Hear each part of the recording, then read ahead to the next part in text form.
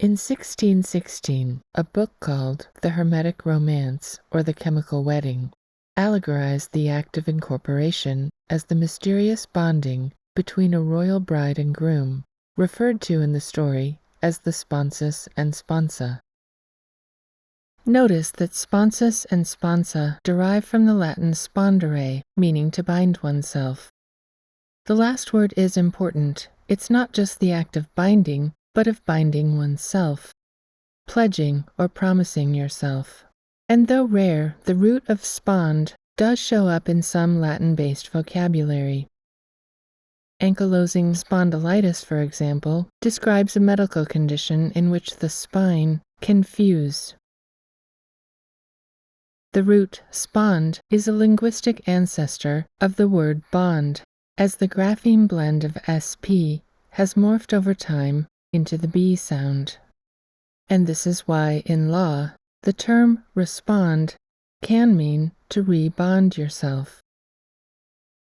As such, state nationals and sovereigns often avoid responding to government presentments, many of which are legal attempts to rebind parties of a previous contractual agreement.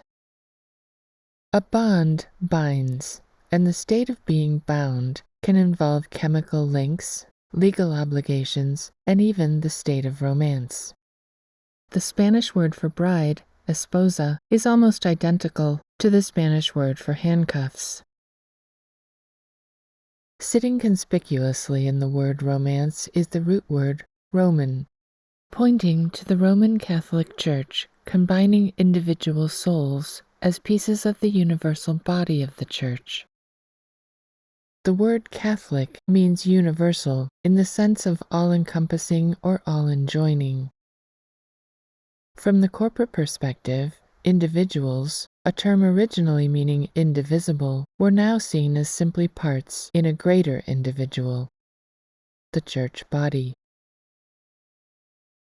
In the Hermetic Romance, a wedding of chemical elements transmutes the sponsus and sponsa into one corporate body, similar to the idea that married couples are defined in Matthew 19:6 as one flesh. This Bible verse goes on to warn us that what therefore God hath joined together, let no man put asunder, or what God has incorporated, let no man separate. This biblical warning points to the fact that the Church values incorporation very highly.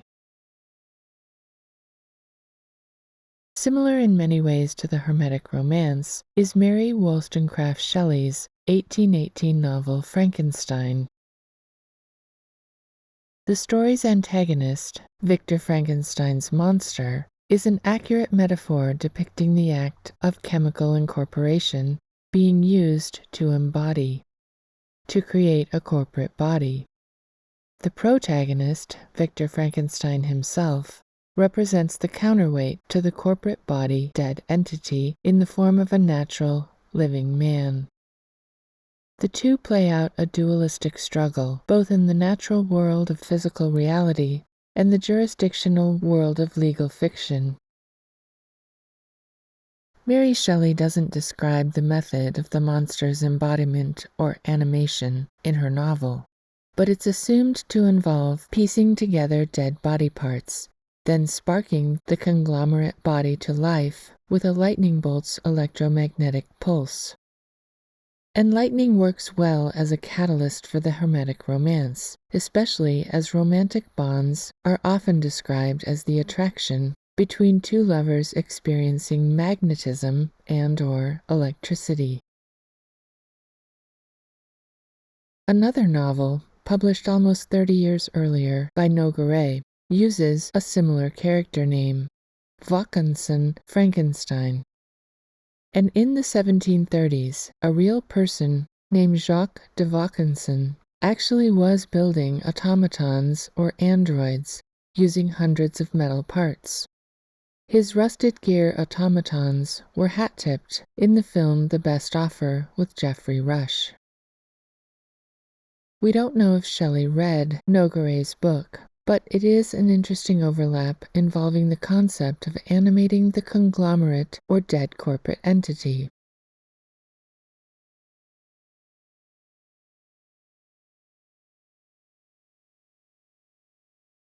Shelley's novel opens and closes on shifting blocks of ice in the Arctic Sea. Robert Walton, the story's narrator, is sailing his hired ship on an expedition to the North Pole.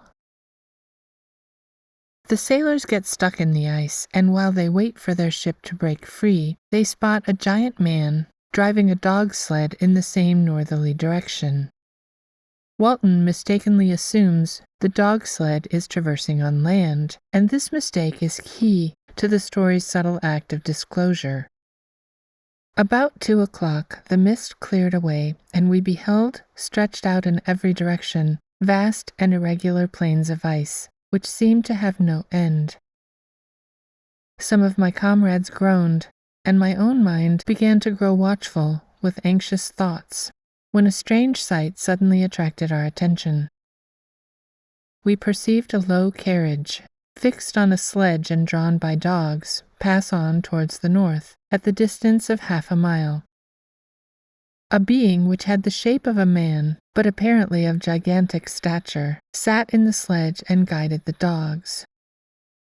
We watched the rapid progress of the traveler with our telescopes until he was lost among the distant inequalities of the ice. This appearance excited our unqualified wonder. We were, as we believed, many hundred miles from any land, but this apparition seemed to denote that it was not in reality so distant as we had supposed.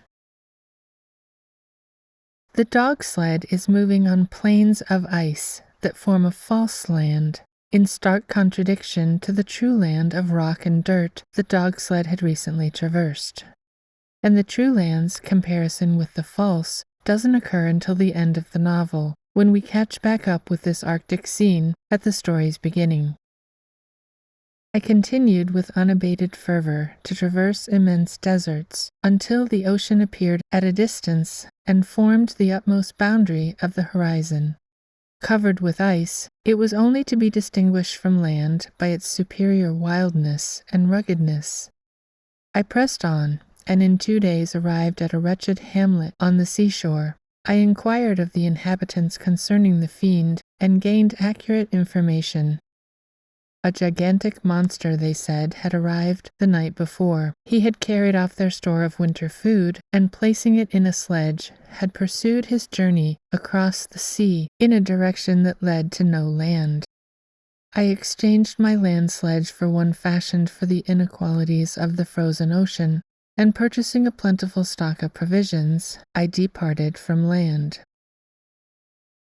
Moving from land to sea is a change in legal jurisdiction, as discussed in my previous video on Admiralty law. What's more, this change in jurisdiction from land to sea is being made by a corporate person and a natural man. And that's central to the novel's underlying and largely hidden point regarding property rights. That Shelley describes this jurisdiction as full of inequalities tells us something about how the author views the jurisdiction of Admiralty.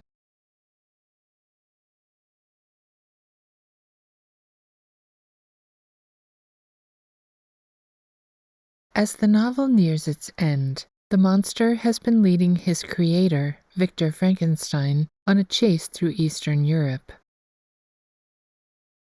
Victor is determined to kill his hideous creation, and the monster is exacting a hateful revenge of his own, leading Victor into the mysterious region of Tartaria. Victor gives a brief account of the route of the chase. Guided by a slight clue, I followed the windings of the Rhone, but vainly. The blue Mediterranean appeared, and by a strange chance I saw the fiend enter by night and hide himself in a vessel bound for the Black Sea. Amidst the wilds of Tartarian Russia, although he still evaded me, I have ever followed in his track. Various historical maps place Tartary somewhere between China and Russia. Peter Heylin stated in his 1633 Microcosmos that Tartaria was originally known as Scythia. and Mercator's 1595 map showed the pink region of Tartaria, including Nagai Tartary and Kasaki Tartary, extending west all the way to the Black Sea. In 1580, John Frampton deep-dived Tartaria for England's Muscovy Company, an offshoot of the Company of Merchant Adventurers that was formally incorporated in 1555 and was a precursor to the similar British East India Company. The Muscovy Company was originally headquartered in Moscow, but in 1717 the company moved operations to Archangel, a harbor town Walton mentions several times in the novel. In fact, Walton indirectly mentions the company located there in a letter home to his sister. I shall certainly find no friend on the wide ocean, nor even here in Archangel, among merchants and seamen. Such merchant adventurers would sail to various locales looking for trade routes, and their travels are pertinent with regard to Shelley's novel. In fact, Victor Frankenstein and his monster seem to be reenacting the travels of the merchant adventurers of the mid-1500s. Frampton's book for the Muscovy Company provided motivation in the search for this northern trading route, describing the trading potential of Tartaria, Scythia, and Cathay, also known as Cataya, as the reason to continue their search. But in his description of Tartarian customs, Frampton noted an odd burial ritual. After this, the friends of the deceased take an other horse and kill him, and eat his flesh, and fill the skin full of hay, and sewing it together, raise him up with 4 pieces of timber upon the sepulchre, in token that there is one buried. The Scythians had a somewhat similar ritual. There are many of them that sew the skins of men together as though they were skins of beasts. But why would Frampton bother to report back on such gruesome customs in a study on the region's trading potential? The answer may lie in the similarity between these rituals and the metaphor of the corporate strawman, alluded to as the Tartarians filled the skin of dead horses full of hay. These customs, these monstrous customs of the Tartarians and Scythians that Frampton recorded in this corporate trade manual may have informed early notions on how to utilize a strawman as a tokenization of the natural human being as a legal stand-in. The modern theory of the legal strawman is attributed to Roger Elvick, a theory that describes a token corporate entity, a legal fiction, to which every natural living human being is legally attached. The quick search of the Justia database brings up 1,500 legal cases addressing the use of the strawman to temporarily hold land in trust. The strawman might also be described as a legal monster, a term Black's Law Dictionary defines as someone which cannot be heir to any land. But though a monster can't permanently inherit, the legal strawman device may act as temporary trustees. Mary Shelley never names the creature in her story, and since 1818, when the novel was first published, readers have conflated Frankenstein with his monster, to the point that the monster is often referred to as Frankenstein. And that's entirely in keeping with the fact that a living natural person's name is also given to the created strawman, though the second version of the name is usually in all capital letters. In his book on Tartaria and Scythia, John Frampton makes an especially intriguing and relevant statement regarding corporate law, writing that the Tartars were without any laws or policy. The term policy originated in law French, the language that was used by the Normans to express their legal system in England after the invasion of 1066. Obviously, Policy in Frampton's book refers to something separate from law, a distinction we still make today to separate the rule set used to govern territories like nations and the rule set used to govern corporations. Sir Edward Coke touched on this distinction in his commentary upon Littleton of 1628. Bodies politic, etc. This is a body to take in succession, framed by policy, and thereupon it is called here by Littleton a body politic, and it is also called a corporation or a body incorporate. Professor Theodore Lowy also explained the distinction in a 2003 article for the Cornell Journal of Law and Public Policy, writing that public policy is an established concept only in the English language. In the United States, the idea of public policy is relatively recent. Law was the word in the American founding. Public policy did not enter the picture at all until well into the 19th century and far from law or legislation. And the Tartars' lack of policy would hold a specific meaning to the members of the Muscovy Company. It would indicate that there were no competing corporations operating in Tartaria. According to Professor Glyn Holton, cities were the first entities the Romans treated as corporations. The Latin word for city is polis, and I find the typesetting of Frampton's term policy noteworthy, as it places a colon between the root pol for city and the second half of the word ici, French for here. Frampton's term policy could be an early portmanteau, meaning city here, or the city present. The idea that the city is wherever its citizens happen to be. Such a concept would be invaluable to the early corporations of adventurers exploring the far reaches of the world for trade routes. A legal concept regarding the city here could refer to an adventurer's legal ability to bring his home city's legal protections with him into new lands. Understood this way, corporate policy would provide the ultimate circumvention of jurisdiction, allowing for trade without customs, which is exactly what the 1567 trade agreement between the Muscovy Company and Russia promised. And Sir William Gerard and his company desired of us that we would grant them license, and the trade to be without custom, which request we have granted. Corporate policy, then, not only governed its members, but protected them as well. And this may go far in explaining why governments today are in the habit of corporate protections, corporate subsidies, corporate loan guarantees, and corporate tax loopholes. Even the concept of corporate regulations, so named in hopes of convincing the public that the government is always reining the corporation in, are only implemented to protect the embedded corporations from newcomer competition.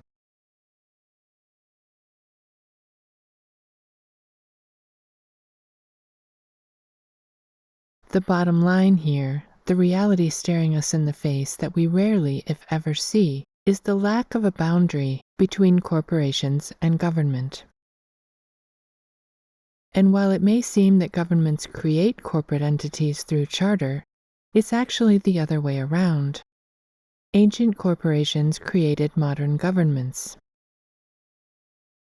David Sipley of the University of Denver explains, the U.S. Constitution is best understood not as a social contract, but as a popularly issued corporate charter. The earliest American colonies were literal corporations of the Crown and, like all corporations, were ruled by limited governments established by their charters. From this, Americans derived their understanding of what a constitution is, the written charter of a sovereign that ordains and limits a government. The key Federalist innovation was to substitute the people for the king as the chartering sovereign. This effectively transferred the governance technology of the corporation to the civil government.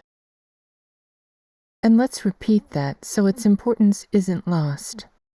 The governance technology of the corporation has been transferred to civil government. And this goes back to feudal times. As Wikipedia tells us, Parliament evolved from the great council of bishops and peers that advised the English monarch. Such an act of advising might be more accurately described as the parley of Parliament, less an act of advice than of negotiation. Those peers advising the king, those peers who evolved into Parliament, were the merchant adventurers operating as corporate trade monopolies. And the bishops advising the king were the representatives of the controlling church that first introduced corporate protections in the first place. So Parliament, and later Congress, evolved from the body of corporate executives and church bishops, pushing the importance of incorporation. Corporations were valued highly by the church. They were also valued highly by monopolistic merchants and traders. Government was simply an afterthought, and the Dutch East India Company is a good example, as Wikipedia again informs us. The VOC Charter allowed it to act as a quasi-sovereign state. As such, it's not surprising to see Mary Shelley portraying the government syndicate in her novel Frankenstein. Victor's father, Alphonse Frankenstein, is the mayor of Geneva, and the Genovese title for mayor is syndic. Today, a syndicate is defined pejoratively as a business cartel or a monopoly. Governments were born from the monopolistic syndicates and corporations chartered by medieval monarchs, because their corporate agents were advising the monarchs, and it's from this group of corporate advisors that modern governments evolved. In Shelley's novel, the syndicate is shown to be the precursor, the literal grandfather of the monster. Alphonse Frankenstein, the syndic, was Victor's father, and Victor describes his father's work early in the novel. I am, by birth, a Genovese, and my family is one of the most distinguished of that republic. My ancestors had been for many years counselors and syndics, and my father had filled several public situations with honor and reputation. He was respected by all who knew him for his integrity and indefatigable attention to public business. Another way to understand public business is that of government business, carried out via incorporated monopolies or syndicates. Victor Frankenstein explicitly says in the novel that a knowledge of anatomy isn't enough to animate a dead body. For that, you need an education in the field of Victor's father, and there's nothing spiritual or superstitious about it. It's the realm of the syndicate. Unless I had been animated by an almost supernatural enthusiasm, my application to this study would have been irksome and almost intolerable. To examine the causes of life, we must first have recourse to death. I became acquainted with the science of anatomy, but this was not sufficient. I must also observe the natural decay and corruption of the human body. In my education, my father had taken the greatest precautions that my mind should be impressed with no supernatural horrors. I do not ever remember to have trembled at a tale of superstition or to have feared the apparition of a spirit. It turns out the chemical wedding of incorporation isn't magical or supernatural or even mysterious. It's legal. And in Chapter 19 of Frankenstein, Mary Shelley linguistically connects the ability to animate a dead corporate body to an act of parliament in the mid-1600s, a time she calls the most animating epoch of English history.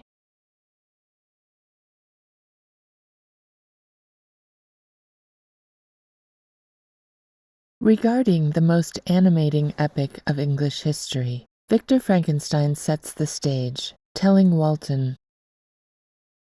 From thence we proceeded to Oxford. As we entered this city, our minds were filled with the remembrance of the events that had been transacted there more than a century and a half before. It was here that Charles I had collected his forces. This city had remained faithful to him after the whole nation had forsaken his cause to join the standard of Parliament and liberty. For a moment my soul was elevated from its debasing and miserable fears to contemplate the divine ideas of liberty and self-sacrifice, of which these sites were the monuments and the remembrancers. Shelley's repetition of remembrance alludes to its corporate meaning, the act of reincorporation following the dismembering of the corpus into body parts. The act of remembrance, then, is the act of remembering that body. The term remembrance speaks to the function of a membrane, that which both connects and separates or demarcates body parts. Cell membranes individuate the cells of the body, creating barriers that define and demarcate those cells. As a barrier, membranes are selective, allowing some things through while disallowing the inclusion of others. Membranes also hold body parts together, such as the body's fascia, which is described as membranous layers of tissue. In this context, membranes determine and hold together body membership. The act of remembrance, then, is similar to the legal term resolution or re-solution, the reincorporation into chemical solution. It's the act of reconstituting the corporate body of various members. This understanding casts a very different light on the rhyme of the 1605 gunpowder plot. Remember, remember, the 5th of November, implying that others should return to the plot's cause and remember, repopulate, and reincorporate the plot's mechanics. It's important to realize that the gunpowder plot wasn't an attack on the corporate body of Parliament, as suggested in the movie V for Vendetta. The intended victim of the gunpowder plot was King James, while he was in the Parliament building, making the movie scene that finally successfully culminates the plot a historically deceptive piece of propaganda. It was never a plot against government corruption. Its explosives were the tools of pro-corporate Catholics against the king in order to secure Parliament's corporate power. We can also see the term remembrance used in several papal bulls that refer to the ongoing or perpetual succession of land. The Romanus Pontifex, the papal bull of 1455, uses the phrase perpetual remembrance twice, as the perpetual corporate ownership of lands in Africa given as favors by the Pope to King Alphonse of Portugal, a possible inspiration for Shelley's use of the name Alphonse Frankenstein as the Genovese syndic. The succession of land as perpetual remembrance is the corporate ability to hold land in perpetuity, something the medieval church enjoyed under the doctrine of mortmain, which is another law French term meaning dead hand. This meant that once land fell into the hands of the church that never died, that land would never again be relinquished through the process of probate. And the concept of member as body part, especially one phallic-shaped, can apply similarly to the phallic-shaped fingers as parts of the hand. In contrast to the dead hand of the church was the dead entity of the corporate monster, legally prevented from inheriting property through perpetual remembrance. Both devices were creepy, and that's because they were both dead, but they wouldn't stay dead for long because the corporate organizations of the church and the merchant nobles and peers combined forces via Parliament to animate the dead entity. The victory of Parliament over Charles I that Victor Frankenstein remembers while in Oxford allowed for a change in English law 17 years later that would animate the corporate body, the Tartarian strawman or monster. This legal change was a new piece of English legislation known as the Second Cestui Que Vie, enacted by Parliament in 1666. The term Cestui Que Vie is another bit of law French that means he who lives. It's alive. It's moving. It's alive. Oh, it's alive. It's alive. It's alive. It's alive. The Cestui Que Vie Act of 1666 was one of several legal devices involving the pronoun phrase he who. This phrase expresses various iterations of a trust beneficiary. In the case of the Cestui Que Vie, he who is qualified as he who lives. But in the legal trust known as Cestui Que Use, the pronoun describes he who has use. In the case of he who lives, this Act of Parliament allowed the government to not only endow legal personhood, but to decide which corporate persons were legally alive and which were legally dead. These Cestui Que trusts are almost always described, even today, as being enacted under a specific monarch, implying that it was the monarch who benefited from the trust legislation. For example, here, a Cestui Que Vie trust is described as first created during the reign of Henry VIII of England through the Cestui Que Vie Act of 1540, and updated by Charles II through the Cestui Que Vie Act of 1666, wherein an estate may be effected for the benefit of one or more persons presumed lost or abandoned at sea and therefore presumed dead. But this description is misleading. Trusts of Cestui Que and mortmain have historically been the vehicles of Parliament, not monarchs. These trusts were invoked to work around the monarchy's demands, and monarchs implemented opposing statutes, negating various aspects of those trusts, like the 1290 Statute of Mortmain and the 1536 Statute of Uses. These statutes were meant to invalidate the corporate ability of these trust vehicles to avoid tax, wardships, and feudal obligations. A common situation might involve passing land through a Cestui Que trust to someone other than the owner's primary heir, in order to protect that heir from these legal obligations of land succession. And this is probably why monsters were legally prohibited from inheriting property. It was simply another back-and-forth move in the struggle over land between the monarchy and Parliament. The text of the Cestui Que Vie of 1666 also introduces a specific jurisdiction allowing the government to legally determine life and death, that of admiralty. Recital that Cestui Que Vies have gone beyond sea, the modern translation being, noting that those who live have moved beyond the jurisdictional boundary of the territorial sea into the high seas. But the point here is not whether he who lives is alive or dead. The point of the legislation is to demarcate the boundary within which life and death can be legally defined.